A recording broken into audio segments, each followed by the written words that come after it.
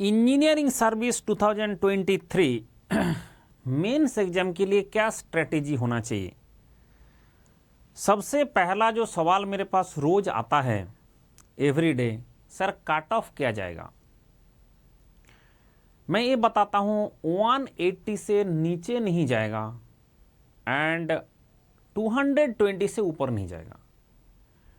अगर आपका मार्क्स 180 से ऊपर है तो आपको इसका प्रिपरेशन करना चाहिए, सीधा बात, ठीक है। मंडल आपको पता ही है, घुमा घुमा के कोई बात करता नहीं है, एकदम सीधी बात कि भाई तुमको प्रिपरेशन करना चाहिए। अगर 180 से आपको ज़्यादा मार्क्स मिला है, 180 से ज़्यादा मार्क्स मिला है तो आपको ये मेंस का तैयारी करना चाहिए।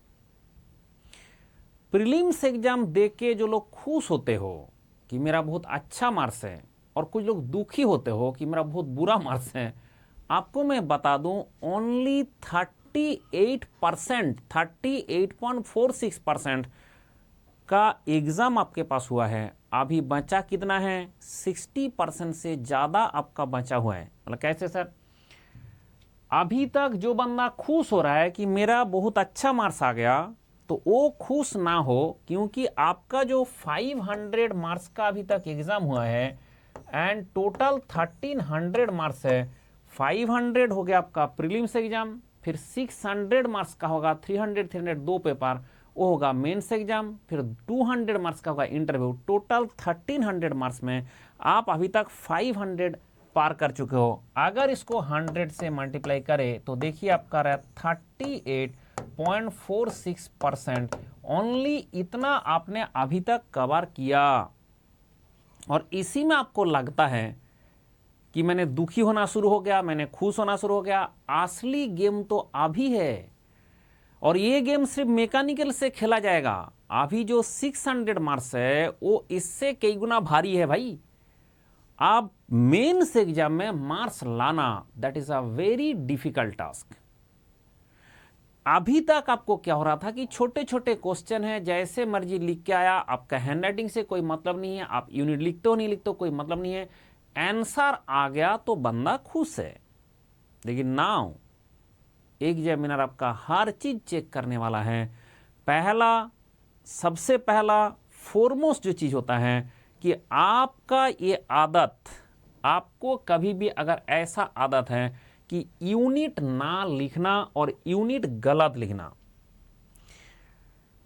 90% स्टूडेंट यूनिट के कारण 20 से 30 मार्क्स, मतलब 20 to 30 मार्क्स हमेशा कन्वेंशनल मार्क्स में कटवा के आते हैं।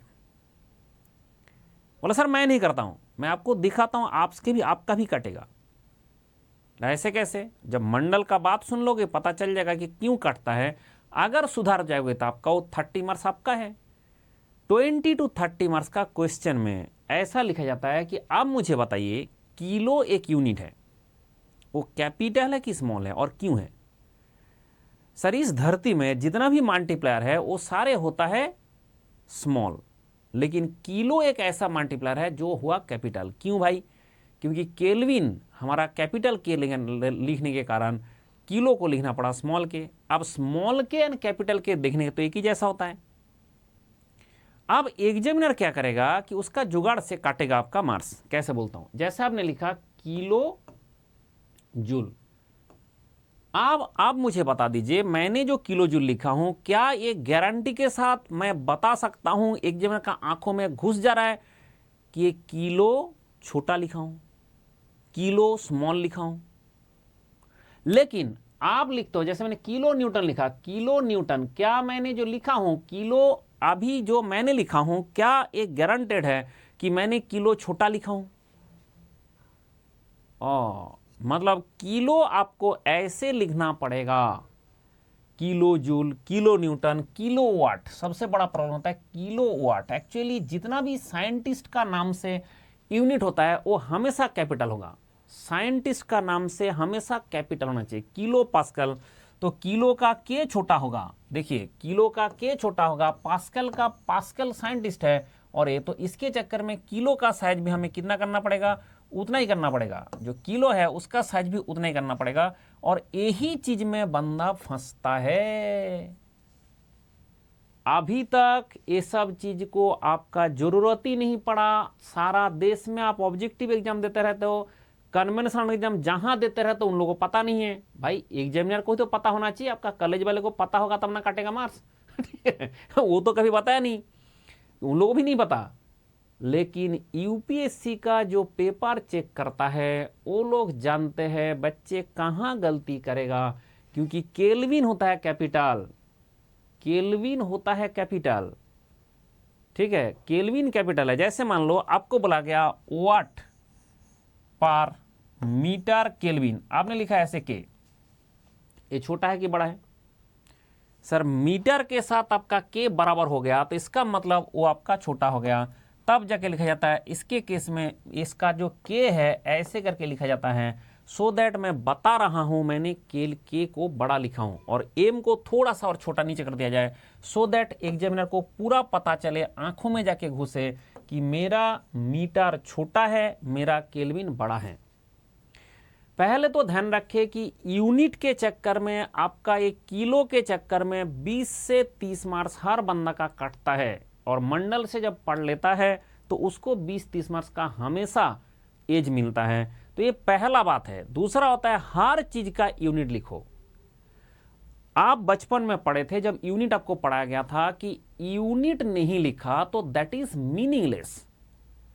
तो क्या आप यूनिट नहीं लिखोगे? बोला सर यूनिट नहीं लिखा दैट इज मीनिंगलेस, इसका मतलब यूनिट तो हमें लिखना पड़ेगा और हर चीज का यूनिट लिखना पड़ेगा, हर चीज का यूनिट लिखना पड़ेगा।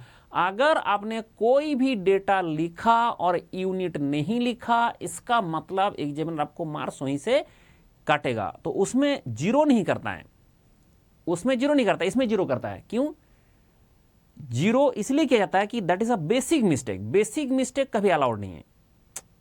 आप यूपीएससी का एग्जाम दे रहे हो, आप आईएएस ऑफिसर बनोगे और आप बेसिक मिस्टेक करके जा रहे हो, आपको जिंदगी में पता ही नहीं चला किलो छोटा होता है और केल्विन बड़ा होता है, ये आपको पता ही नहीं है, तो आप क्या आईएएस ऑफिसर बनने का लायक हो? उसके केस में काटता है पूरा के पूरा मार्क्स, 100 का 100 जो है आपका जो मार्क्स रहेगा उसमें 20 मार्क्स का 20 मार्क्स काट के जीरो कर देगा। ऐसे रेड कलर से गोल करता है, करके बोलता है बेसिक मिस्टेक है, इसका आंसर चेक नहीं किया जाएगा। इसका आंसर अगर न्यूमेरिकली मैच कर भी गया तब भी उसको जीरो मार्क्स मिलेगा, क्योंकि उसको बेसिक मिस्टेक है। लेकिन अगर आपने यूनिट एक जगह में लिखना भूल गया तो उसको बेसिक मिस्टेक नहीं मानता है, उसको बोलता है कि मिस्टेक स्टूडेंट का गलती से हुआ है, तो उसके केस में आपको पार्ट मार्किंग मिलेगा। आपने पूरा कैलकुलेशन किया, आंसर पक्का आया, आपको 10 मार्क्स मिलना था, आपको 4 मार्क्स मिल गया। क्यों ना? आपने एक यूनिट नहीं लिखा। इसलिए यूनिट हमेशा लिखना है, सबसे पहली बात।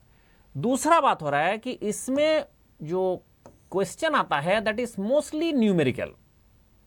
आप जानते हो कि इसमें जो क्वेश्चन आता है मोस्टली न्यूमेरिकल। बोला हाँ हमने तो देखा है मोस्टली न्यूमेरिकल आता है। तो कितना परसेंट? सर मैं 70% न्यूमेरिकल आता है, 30% थ्योरेटिकल आता है, ऐसे माना जाए।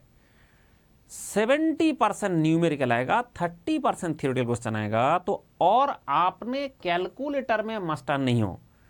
जो बंदा अभी तक गेट का कैलकुलेशन गेट में कैलकुलेट कर करके सीखा है, तो मंडल कहता है आप बारी आ चुका है, अब टाइम आ चुका है इस कैलकुलेटर से कैलकुलेशन सीखने का। आधा बच्चे को तो पता ही नहीं है इसका सारे फंक्शन, कैलकुलेशन को कैसे इजी किया जाए। सर इसका क्लास लेने वाला है क्या? नहीं, मैं मेरा क्लास में जैसे मेंस का मैंने क्लास कराया हूं, उसमें सारा इस कैलकुलेटर का फंक्शन मैंने सिखा चुका हूं। आप इस धरती में जहां भी जाओगे आपका वो कैलकुलेशन काम करेगा। मतलब जो कैलकुलेशन करने जाओगे वो कैलकुलेशन इस कैलकुलेटर से कम टाइम में करना है। और बहुत सारे चीज़ है जो आप जानते ही नहीं हो, इसका फंक्शन इतना तगड़ा है आप जानते ही नहीं हो, वो सारा चीज़ मैंने डिस्कस किया हूँ एप्रोप्रिएट पोजीशन में, एप्रोप्रिएट क्वेश्चन में। कैसे हम साइंटिफिक कैलकुलेटर यूज़ कर सकता है, कैसे हमने सॉल्व फंक्शन यूज़ कर सकता है, कैसे इंटीग्रेशन करता है, कैसे डिफरेंशिएशन करता है, कैसे हमने हेक्सागोनल, हेक्साडेसिमल, बीन, ऑक्टल ये सब नंबर कैसे कन्वर्ट करता है, ठीक है, कैसे हमने रीसेट करता है, किस तरह से हमने सॉल्व फंक्शन को यूज़ करता है, किस तरह से स्टोर फंक्शन को यूज़ करता है, किस तरह से इंजीनियरिंग जो बटन है उसको यूज़ करता है। Everything discussed in the appropriate position सिर्फ कैलकुलेटर का पढ़ाने का कोई लॉजिक नहीं है, क्योंकि उसको हमने एप्रोप्रिएट पोजीशन में जहां आता है वहां पे हमने कर करके दिखाया कि आप कैसे करोगे और मंडल का जुगाड़ से कितना कम टाइम में वो कैलकुलेशन हो सकता है। तो यहाँ पे क्या होता है कि कॉम्पिटिटिव एग्जाम में आपको बाकियों से एज लाना है। आप भी बेवड़ा तरीके से कर रहे हो, वो भी कर रहा है, तो मतलब दोनों ही फेल हो जाएंगे। अगर आप एक तोप जुगाड़ सीख जाते हो तो जो मंडल सिखाता है उससे अगर सीख के जाओगे तो गारंटेड है कि आप तोप करके आओगे। अब आता है राइटिंग। जब भी बच्चे को ये चीज देखा जाता है कि पूरा प्रिपरेशन टाइम में और लिख ही नहीं रहा है पढ़ता जा रहा है, पढ़ता जा रहा है, लिख ही नहीं रहा है। अगर आप लिख लिख के प्रैक्टिस नहीं करोगे एग्जाम सेंटर में लिख नहीं पाओगे। सिविल सर्विस का जो मेंस एग्जाम जितना लोग क्वालिफाई किया है उसको पूछो, बैठ बैठ के दिन रात लिखता रहता है। दिव्यकृति सर क्या बोलता है कि क्या आप एक मिनट में पूरा एक A4 पेज भर सकते हो? इतना स्पीड जिसका है तब जाके वो सिविल सर्विस क्वालिफाई करता है। तो मतलब क्या होता है कि सिर्फ स्पीड, यहां पे क्या होता है, यहां पे तो आपको लिखना भी है और यहां पे आपका कैलकुलेशन भी करना है। तो क्या होता है, स्पीड तभी आप होगा कि जब आप बार बार लिखते रहोगे एंड हर क्वेश्चन को टू दी पॉइंट। इसलिए मंडल का पूरा दीनी इलाही, मंडल का पूरा मटेरियल, मेरा कौन सा ऐसा मटेरियल है जरा जो बुलेट पॉइंट में नहीं बनाया? सारा चीज मैंने बुलेट पॉइंट में बनाया। क्यों? कम से कम टाइम। और यूपीएससी बोलता है अगर आपने टू दी पॉइंट में आंसर दोगे मार्क्स अच्छा मिलेगा। तो इसके केस में आपका राइटिंग स्किल रोज लिख के ही प्रैक्टिस करते रहे। कुछ भी चीज अभी पढ़ के नहीं, सारे चीज लिख के प्रैक्टिस करे।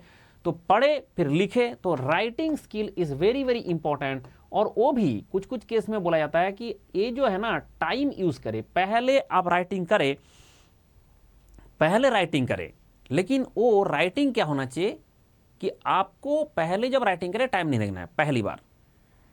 उसके बाद जितना बार टेस्ट देंगे वो टाइम से ही करना है। और कभी भी कोई क्वेश्चन मैंने पढ़ के बोला 10 मार्क्स का क्वेश्चन है, मुझे उतना टाइम मन लगा के राइटिंग प्रैक्टिस करना है कि मैं कितना लिखूंगा, कितना पॉइंट लिखूंगा, वो टाइमर के अंदर। नहीं तो एग्जाम सेंटर में मुझे 5 पॉइंट लिखना है कि 10 पॉइंट लिखना है, पता ही नहीं चलता है। अब 5 पॉइंट लिखना चाहता हो कि 10 पॉइंट लिखना चाहता हो, पता ही नहीं चलता है। उसके चक्कर में दिक्कत पैदा होता है। तब जाके मंडल कहता है कि आप एक जुगाड़ लगा सकते हो, एंड दैट जुगाड़ इज सिंपल, कि आप क्या करो कि क्वेश्चन उठाओ, PYQ उठाओ, और PYQ उठा के उसी क्वेश्चन का जो क्वेश्चन आता है उसी क्वेश्चन का आप जो है उसको राइटिंग प्रैक्टिस करो। अब आता है पेन। इस पूरा प्रिपरेशन के टाइम में you can not change pen. आप पहले डिसाइड कर लो कौन सा ब्रांड का कौन सा पेन से आप एग्जाम देने जा रहे हो। नया पेन लेके कभी एग्जाम देने नहीं जाना होता है, आधा एटलीस्ट खाली होना चाहिए। तो आपको क्या होगा कि जब अभी से प्रैक्टिस करो उसी पेन से प्रैक्टिस करो जो आपका सबसे बेस्ट लगता है, और जो पेन आप जाके एग्जाम सेंटर में यूज करोगे। पूरा लाइफ में, पूरा अभी जो प्रिपरेशन स्टार्ट टाइम है उस टाइम में पेन नहीं चेंज करना है, पहली बात, क्योंकि उसमें हैंड राइटिंग बिगड़ता है। और हैंड राइटिंग जितना कार्ब बनाओगे उतना प्रॉब्लम। जो बंदा जिंदगी में कार्ब बनाना प्रैक्टिस किया उसका टाइम ज़्यादा लगता है, और ज़्यादा टाइम लगता है मतलब आपको मार्क्स नहीं मिलेगा। कार्ब बनाने से सुंदर दिखता है, लेकिन सुंदर दिखना जरूरी नहीं है, यहाँ पे रीडेबल होना चाहिए। जो एग्जामिनर है उसको ध्यान रखे, उसका बीबी बच्चा होता है और बीबी से हमेशा प्रताड़ित होता है ठीक है, बीबी से वो हमेशा दुखी रहता है। और आपने जाके लिख के आया जो रीड ही नहीं कर पा रहा है, तो पूरा बीबी के ऊपर जितना गुस्सा आया था सारा तुम्हारे ऊपर उतर जाएगा, मार्क्स गया। मेरे साथ एक बंदा था रेलवे में, आज तक का देखा हुआ सबसे ज्यादा नॉलेजेबल पर्सन मेरे साथ जो मिला था। मेरा देखा हुआ आज तक का जिंदगी में जितना लोगों से मिला हूं सबसे नॉलेजेबल पर्सन वो था। बंदा सिविल सर्विस 4 बार दिया, चारों बार मेंस में इतना कम मार्क्स आया कि चारों बार फेल हो गया। फिर वो पागला गया, रेलवे में आया है बट पागल हो गया है। क्यों? क्योंकि उसका मैंने देखा कि इतना नॉलेजेबल पर्सन मेरे साथ कितना एवड़ा बेवड़ा था जो सिविल सर्विस में चला गया, और ये कैसे नहीं कर पा रहा है। फिर मेरे साथ बैठ के दिन साइड में लिख रहा था, मेरे पास ही बैठ के हमारा एक ट्रेनिंग में, तो मैंने देखा उसका हैंड राइटिंग किसी आपका मतलब किसी का हिम्मत नहीं है पढ़ ले। मैंने देखा कि ये क्या लिख रहा है, मतलब वो जो हैंड राइटिंग है वो इतना घटिया है, you can not just imagine. अब मैंने उसको उसी दिन बताया था कि बेटा तुम्हारा हाल इसलिए खराब हुआ क्योंकि आपको ध्यान रखना है कि आपका जो राइटिंग है उसको किसी ना किसी को पढ़ना है, और जो आदमी वो आपका हैंड राइटिंग पढ़ने वाला है वो आपका गर्लफ्रेंड नहीं है, वो एक ऐसा एग्जामिनर है, वो एक ऐसा एग्जामिनर होगा जो बीवी से प्रताड़ित होगा, बीवी से परेशान होगा, ठीक है। और वो जितना उसका गुस्सा है वो सारे आपका उसमें कॉपी में उतार देगा। फिर क्या होगा, क्योंकि जैसे वो बंदा इतना नॉलेजेबल था, सारा क्वेश्चन कर देता था, और मैंने उससे जो सवाल पूछा कभी वो गलत आंसर नहीं दिया, हर चीज का जानकारी है, हर चीज का दुनिया का। उसके बाद उसका तो सारा क्वेश्चन आंसर दे देता है। अब जहां पे 10 मार्क्स मिलना चाहिए 2 मार्क्स देके चला गया एग्जामिनर, क्या पता, वो तो पढ़ा ही नहीं ढंग से। वो पढ़ पाएगा ना तब ना समझ पाएगा क्या लिखा है, बट सारे क्वेश्चन का आंसर दे दिया। तो उसको क्या हुआ, 10 की जगह में 2 देता रहा, 3 देता रहा, 4 देता रहा। ऐसे चक्कर में वो जो एक वहां पे इतना मार्क्स उसको डुबा के रखा गया कि सारे करके भी, प्रीलिम्स मेंस जो इंटरव्यू करके भी, इंटरव्यू में बहुत अच्छा मार्क्स मिलता था लेकिन उसमें नहीं मिला है, मेंस में। ये बात ध्यान रखिए, अगर मेंस एग्जाम में आप मार्क्स लाना चाहते हो तो आपका हैंड राइटिंग कैसा होना चाहिए, सुंदर नहीं, रीडेबल। पहले ध्यान रखे, सुंदर के चक्कर में टाइम खराब मत कर देना। Beautiful writing is not required. मेरा हैंड राइटिंग जिंदगी में ब्यूटीफुल नहीं है, और मेरा हैंड राइटिंग ऐसा है जिंदगी में किसी को पढ़ने में कोई तकलीफ नहीं होता है, ठीक है। मेरा हैंड राइटिंग ऐसा है कि इस धरती में किसी को पढ़ने में कोई तकलीफ नहीं होता है, और मेरा हैंड राइटिंग बिल्कुल ब्यूटीफुल नहीं है, और इतना कम टाइम में मैं लिख सकता हूं। तभी आईएएस में टॉप किया, तभी गेट में जाकर टॉप किया, तब गेट में भी मुझे मेंस एग्जाम होता था, गेट में, ठीक है, गेट में भी मेंस एग्जाम देना पड़ता था। तो आईएएस में जाकर टॉप किया, गेट में जाकर टॉप किया, जो एग्जाम देता गया वहां पर टॉप करता गया। क्यों? क्योंकि मेरा हैंड राइटिंग पढ़ सकता है सब लोग, चाहे उसका खुश होके पढ़े, दुखी होके पढ़े, लेकिन उसको पढ़ने में दिख जाएगा कि बंदा लिखा क्या है। और यही चीज एग्जामिनर चाहता है कि आप कारसीप बना के, कार बना के लिखोगे तब भी पढ़ने में दिक्कत होता है। सुंदर दिखता है लेकिन पढ़ने में दिक्कत होता है। तो what is the final result? Final result होता है आपको रीडेबल करना है, रीडेबल होना चाहिए। तो handwriting plays very important role for conventional exam, ये बात ध्यान रखे। बट हैंड राइटिंग का मतलब आप उसको कार्प बना के सुंदर करने के चक्कर में टाइम खराब मत करना। Handwriting should be so plain, so plain, पूरा प्लेन होना चाहिए, and that should be very very crystal clear. किसी को भी पढ़ने का अच्छा, अगर क्लास 2 का भी बच्चे जो अभी पढ़ना सीखा है वो भी पढ़ सकता है, मतलब आपका हैंड राइटिंग दुनिया का सबसे बेस्ट हैंड राइटिंग है, ये मैं मानता हूं। जैसे मैं लिखता हूं वो मेरा हैंड राइटिंग दुनिया का सबसे बेस्ट हैंड राइटिंग है। जो बच्चा आज पढ़ाई सीखा है वो भी मेरा हैंड राइटिंग पढ़ सकता है, और ये आपको भी लाना है। रेफरेंस बुक,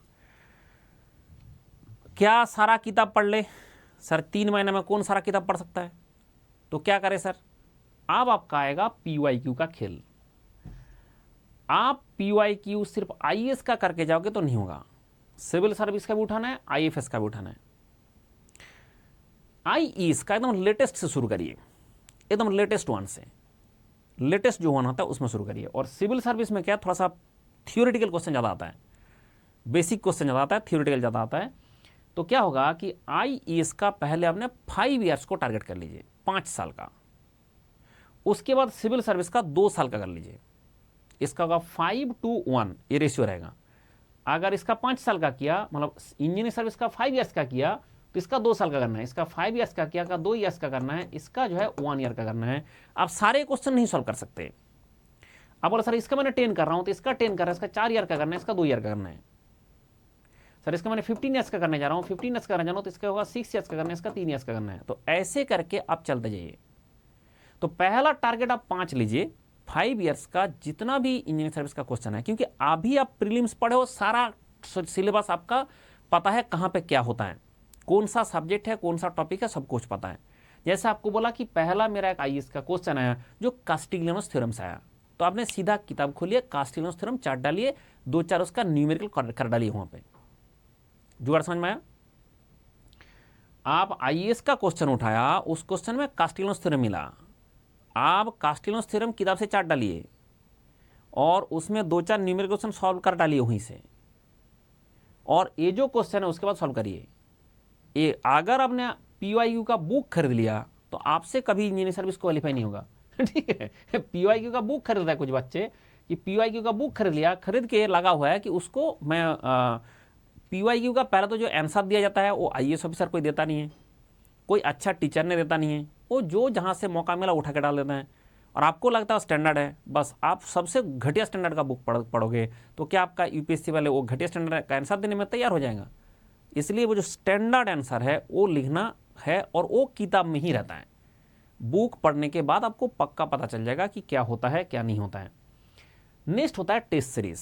जब आप टेस्ट सीरीज दोगे, हाँ एक बात हो रहा है कि सर मैं कौन सा सब्जेक्ट को प्रायोरिटी दूं, तो इसलिए मैंने यहाँ पे सब्जेक्ट प्रायोरिटी लिस्ट लेके आया हूं जो कोई नहीं बताता है। ठीक है, स्ट्रैटेजी वीडियो सब लोग बना रहा है। अभी तो यूट्यूब में देख रहा हूं कि सबके पास स्ट्रैटेजी वीडियो है, यूट्यूब में स्ट्रैटेजी वीडियो में भर गया, लेकिन जो सबसे बड़ा स्ट्रैटेजी है वही कोई नहीं बता रहा है, that is subject priority list क्या होगा। पेपर 1 में सबसे पहले आएगा पावर प्लांट, 2 में आएगा fluid machine and fluid mechanics, mechanics से ज़्यादा मशीन का आता है, thermodynamics, HMT, renewable, RAC and IC. ये होगा आपका सब्जेक्ट प्रायोरिटी लिस्ट। सर मैं कैसे फॉलो करूं? पेपर उठाते हो, 8 ही तो क्वेश्चन रहता है, यहाँ पे ऐसा नहीं प्रीलिम्स की तरह 150 क्वेश्चन है कि हमें ढूंढने में ही समझ टाइम लग जाएगा कौन सा सब्जेक्ट का है। अगर आपने पावर प्लांट पढ़ रहे हो, 5 साल का पेपर उठाओ, उसमें जो पावर प्लांट है पीपीपीपी लिख दो, सारे क्वेश्चन के सामने पीपीपीपी लिख दो, फिर जैसे पीपीपीपी लिखते रहे, एक बार पढ़ते रहे, पीपीपीपी पढ़ते रहे, करते रहे, तो पूरा पावर प्लांट आपका प्रैक्टिस हो जाएगा, रेडी हो जाएगा, एक साथ हो जाएगा। 5 साल का शुरू करना पहले, उसके बाद पावर प्लांट का बुक एक उठाओ। जैसे बोला पावर प्लांट का सबसे ज़्यादा जो बुक चलता है वो होता है पीके नग का power plant, that is the best book. अब आता है फ्लूइड मैकेनिक्स, फ्लूइड मशीन्स। तो इसके लिए आप जो पहले से बुक पढ़ते जा रहे हो, अगर आपने सेंजल वेंजल पढ़ते जा रहे हो ठीक है, नहीं पढ़ते जा रहे हो, देसी बुक सबसे बेस्ट होता है इसमें। ठीक है, उसी से क्वेश्चन आता है, खुरमी का क्वेश्चन आ जाएगा भाई, और खुरमी से जो है कोई लोग बहुत टीचर का खुन्नस है इसलिए मैं बोलता नहीं हूँ, लेकिन आता तो उसी से क्वेश्चन है। थर्मोडायनेमिक्स हो गया, एचएमटी हो गया, रिन्यूएबल, आरएसी, आईसी, सारे एक के बाद एक आपको टॉपिक क्या करते जाना है। फिर होता है लोब साइडेड प्रिपरेशन अलाउड नहीं है। यूपीएससी का फुल फॉर्म होता है अनप्रेडिक्टेबल सर्विस कमीशन, जो मैंने पहली बार जिंदगी में दिया था। आज पूरा देश में सब लोग बताता है, हाँ वही है, मंडल जो बोला था वही है। 10 साल 12 साल पहले मैं उसका नाम दिया था अनप्रेडिक्टेबल सर्विस कमीशन। आप ये प्रिडिक्ट ना करें कि पावर प्लांट का सारा क्वेश्चन मैं सॉल्व कर लूंगा, भाई वो पावर प्लांट का क्वेश्चन के साथ रिन्यूएबल को मिस करके दे देगा, कर लो फिर। ठीक है, ABCD 4 ऑप्शन देगा, उसमें पावर प्लांट और रिन्यूएबल को मिस कर दिया, पावर प्लांट आरएसओ को मिस कर दिया। तो इसके चक्कर में लोब साइडेड प्रिपरेशन ही अलाउड नहीं है, आपको पूरा करके जाना है। लेकिन हम प्रायोरिटी इसको देंगे क्योंकि वो ज़्यादा आता है, इसलिए ज़्यादा प्रायोरिटी देंगे। अगर हमारा 3 पार्ट पावर प्लांट का आया, 1 पार्ट किसी और का आएगा, तो इसके केस में हमें उसको प्रायोरिटी देना है। अब आता है पेपर 2 में।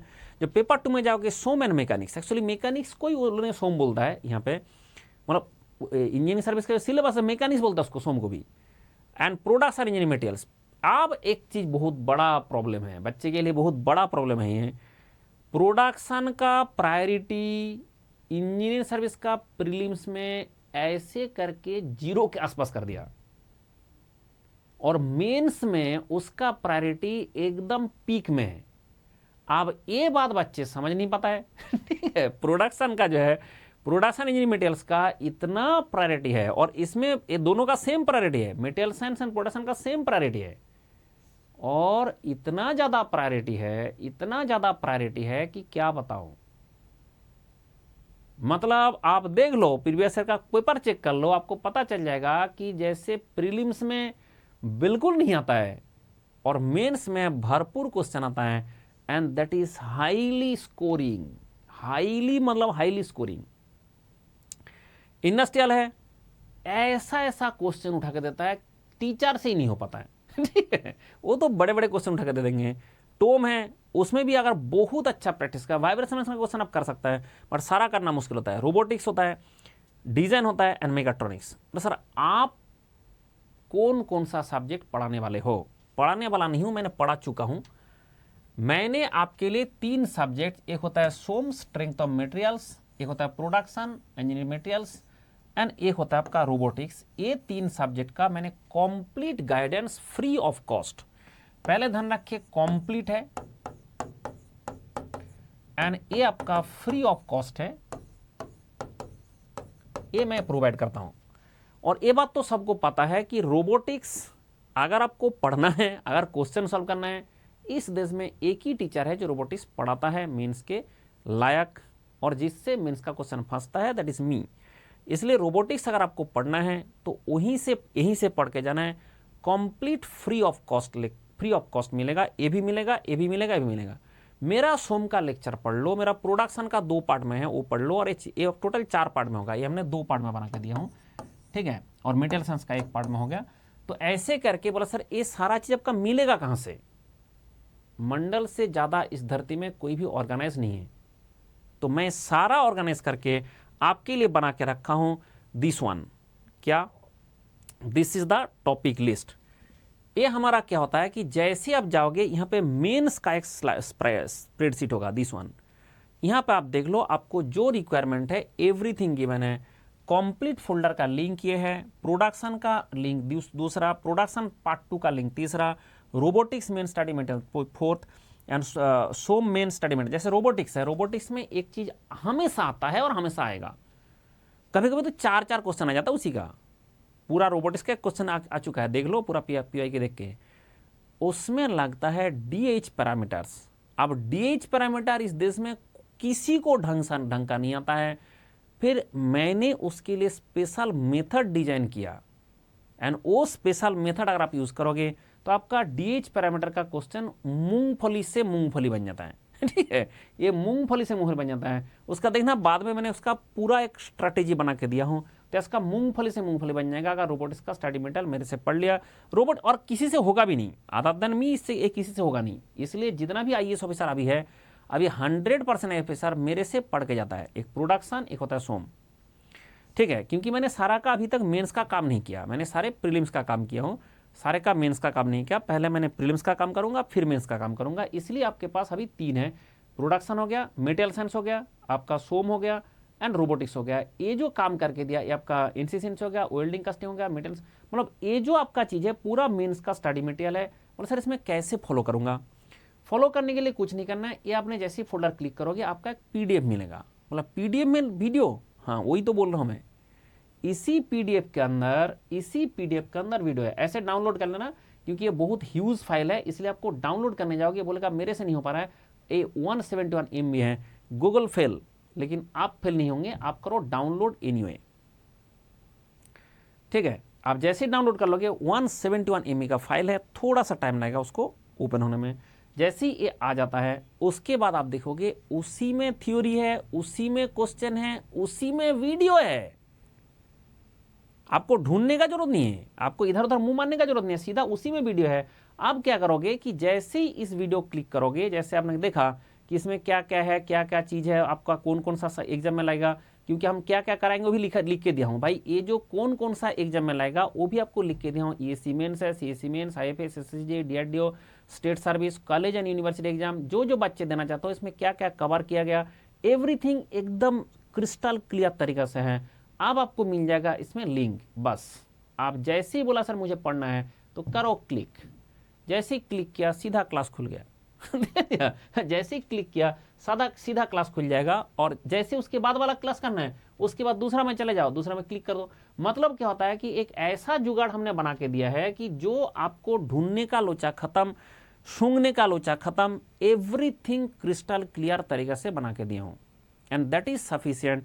2021, 2022, 2023, मैंने 2025 में दोबारा बनाऊंगा, क्योंकि इतना उसका सिलेबस चेंज नहीं हुआ है, इतना नहीं, एक भी सिलेबस में चेंज नहीं हुआ है।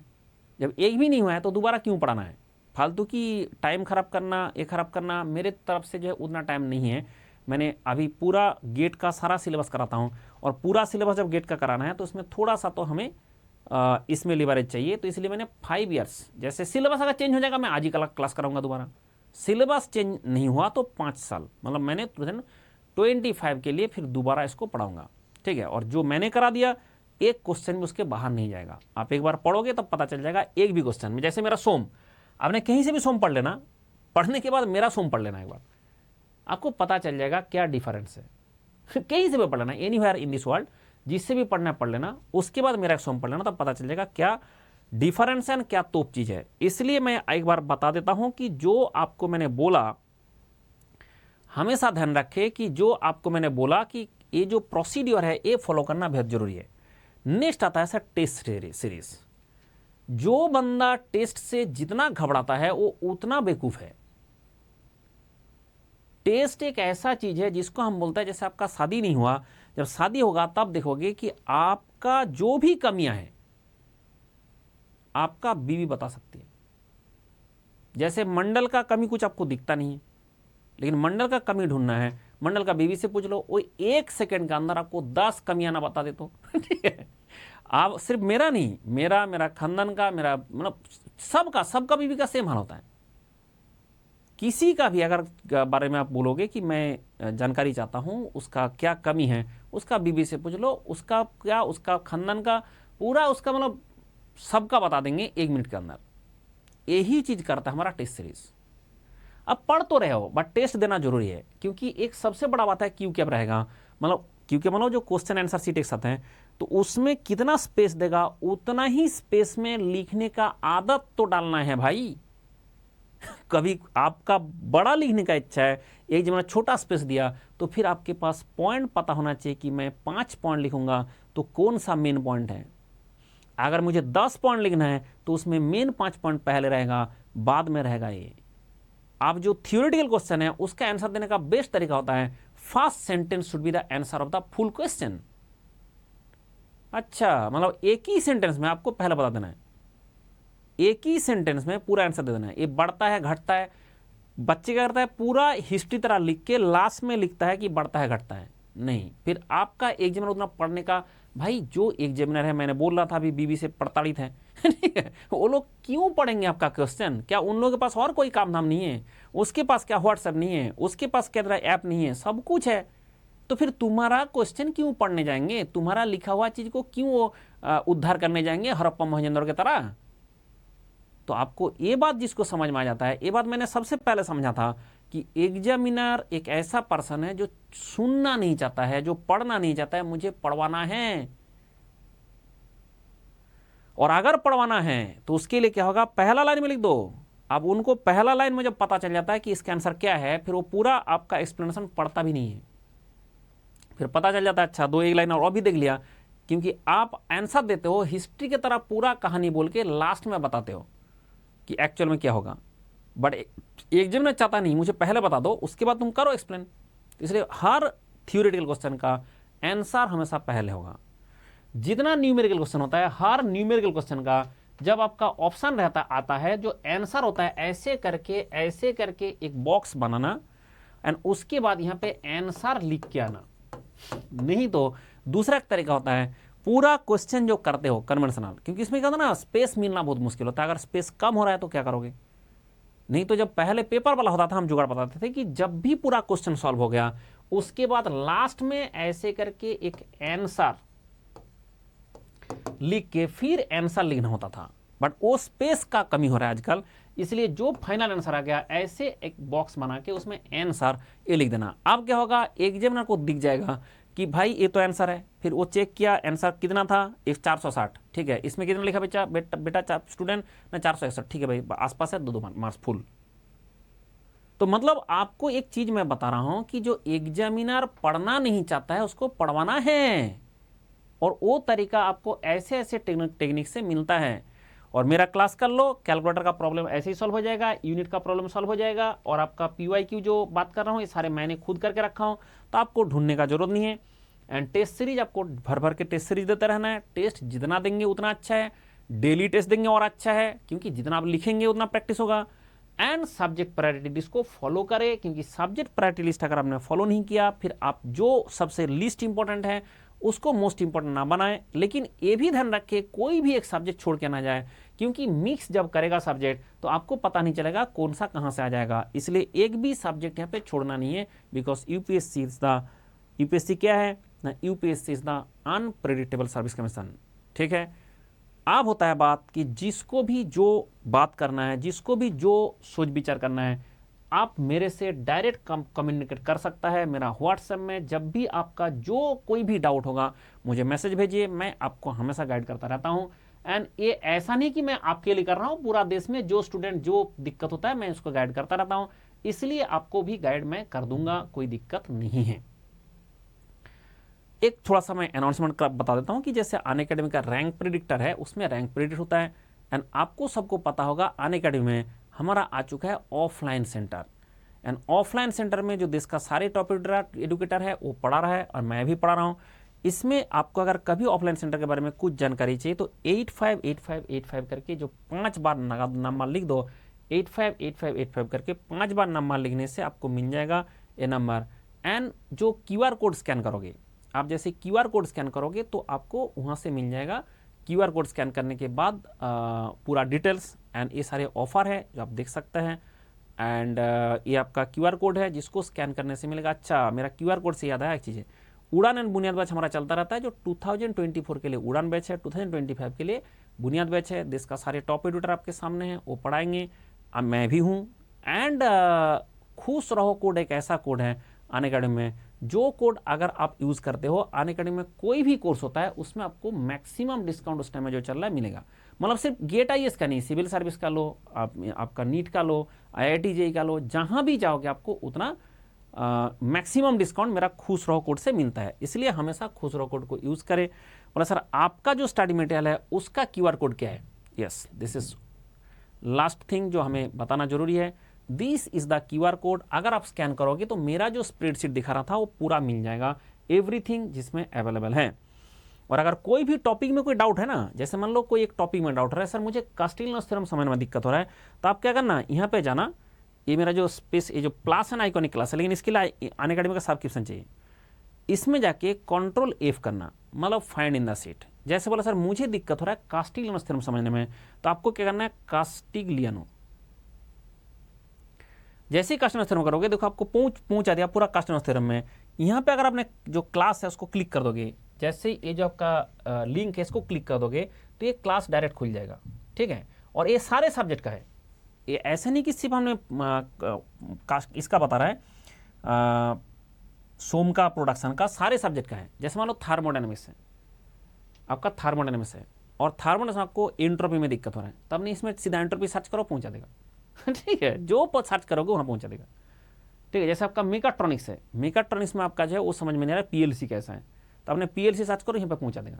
मतलब ये ऐसा चीज़ है जो आपका यहाँ पे सारे, लेकिन ये मैंने जो बेसिक चीज़ समझने के लिए है, आपका प्रीलिम्स एंड गेट के लिए है। और मेंस के लिए अगर पढ़ना है तो मेंस के लिए अलग से मैंने पढ़ा के रखा हूँ। और यहाँ से आपका कोई अगर डाउट है कोई चीज़ में, वो आप क्लैरिटी ला सकता है फ्रॉम दिस। ठीक है, चलो बाय बाय, खुश रहे, टेक केयर एंड ध्यान रखें हमेशा मंडल इज ऑलवेज विथ यू। जब भी आपको जो रिक्वायरमेंट है मुझे व्हाट्सएप कर देना, मैं आपको पूरा गाइड कर दूंगा। एंड आप पढ़ते रहे एंड प्रैक्टिस करते रहे, ये गारंटेड है कि यू कैन विन।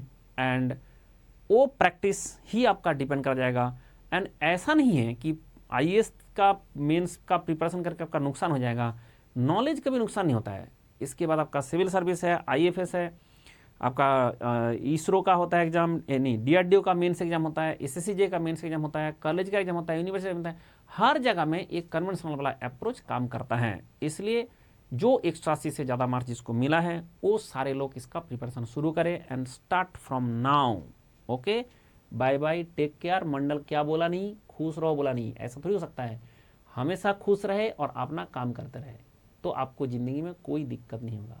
और एक नया थ्योरी निकाला हूँ, इस धरती में आपको परेशान करने के लिए 700 करोड़ लोग हैं, आपको दुखी करने के लिए 700 करोड़ लोग इस धरती में हैं, लेकिन खुश रहने के लिए ओनली यू। तो मतलब आपको बाकियों से इफेक्टेड होके, दुखी रह के जिंदगी नहीं बिताना है।